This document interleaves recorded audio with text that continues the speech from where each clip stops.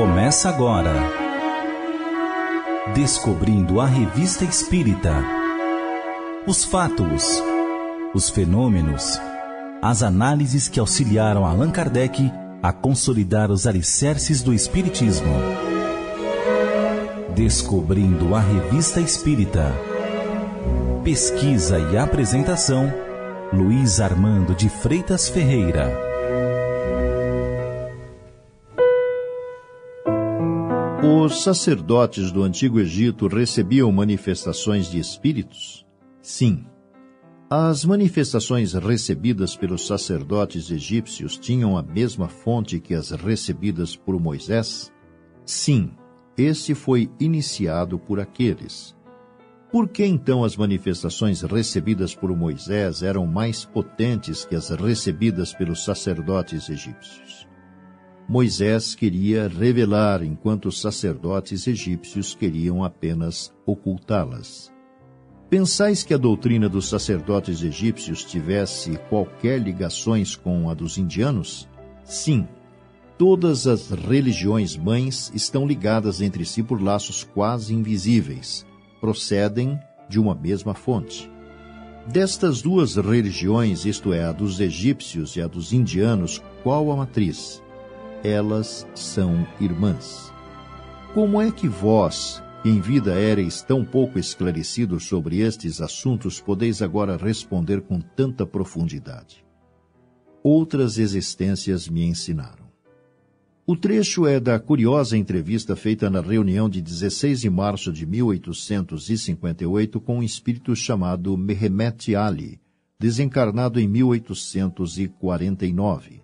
Nascido em 1769 em Kavala, na Roméria, em 1805 foi feito Khediva, espécie de vice-rei do Egito, tendo participado ao lado do sultão da guerra greco-turca, voltando-se posteriormente contra o aliado.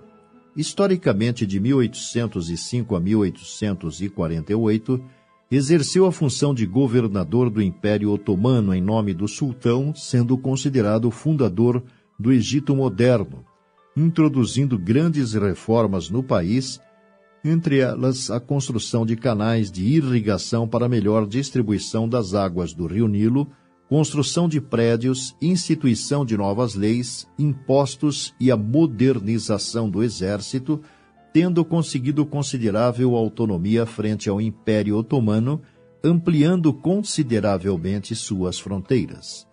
Apesar dos 9 anos transcorridos desde sua desencarnação, Mehemet Ali informou não ter ainda uma lembrança nítida da sua última existência, sentindo-se ainda sob efeito da morte física do corpo em que se encontrava encarnado. Lembrava-se, porém, de ter sido na penúltima existência física socialmente uma pessoa pobre que invejava as grandezas terrenas, subindo na escala social na volta às experiências materiais, para experienciar a condição da riqueza, dizendo que se puder renascer na terra novamente, escolheria uma vida obscura onde os deveres são menores, visto que na recém-terminada representou a vaidade do nada, quisera conduzir o homem sem saber conduzir a si mesmo. Sobre ser acusado de atos de grande crueldade, disse estar espiando-os, vendo inclusive aqueles que mandara massacrar, que ele e seu inimigo, Sultão Mahamud, fogem um do outro pela aversão recíproca que alimentam. Solicitado a opinar sobre as causas da decadência moral do Egito da Antiguidade, disse que a corrupção dos costumes foi determinante, que tinha pleno conhecimento de suas existências anteriores, exceto a última, tendo vivido por 3 vezes, ao tempo dos faraós, como sacerdote ao tempo de Sesostros, como mendigo e como príncipe. No número de novembro de 1858 da Revista Espírita, Allan Kardec reproduz uma segunda entrevista com o espírito Mehemet Ali, ampliando um pouco o conteúdo da primeira manifestação. A propósito da construção das pirâmides, revelou que eram sepulcros e templos, onde se davam grandes manifestações que não tinham objetivo científico, visto que o interesse religioso absorvia tudo, que o homem foi a máquina utilizada em sua construção, absorvendo massas deles que gemeram sob o peso daquelas pedras, povo que trabalhava sob o domínio da força. Perguntado de onde os egípcios tiraram o gosto pelas coisas colossais em vez das graciosas como os gregos, afirmou que os egípcios eram tocados pela grandeza de Deus, procurando igualá-lo, superando suas próprias forças, comportamento típico do homem. Sobre a existência em que fora sacerdote, informou que governantes e governados, corrompidos, acreditavam em seus sacerdotes, tendo por deuses aqueles que os mantinham sob o jugo, que sobre a vida após a morte acreditavam no que diziam os sacerdotes, que os grandes do Estado oscilavam entre as crenças do povo e a dos sacerdotes, que a origem do culto prestado aos animais resultara do desejo de desviar o homem de Deus e mantê-lo sob seu domínio, dando-lhe como deuses seres inferiores, que a utilização de animais como serpentes e crocodilos baseava-se no fato do homem adorar aquilo que teme, constituindo-se num jogo para o povo, visto que em toda parte o homem procura deuses para esconder aquilo que é, que a representação de Osíris com a cabeça de um gavião e Anubis com a cabeça de um cão surgira do fato de que o egípcio gostava de personificar sob a forma de emblemas claros. Anubis era bom, o gavião, que estraçalha, representava o cruel Osíris.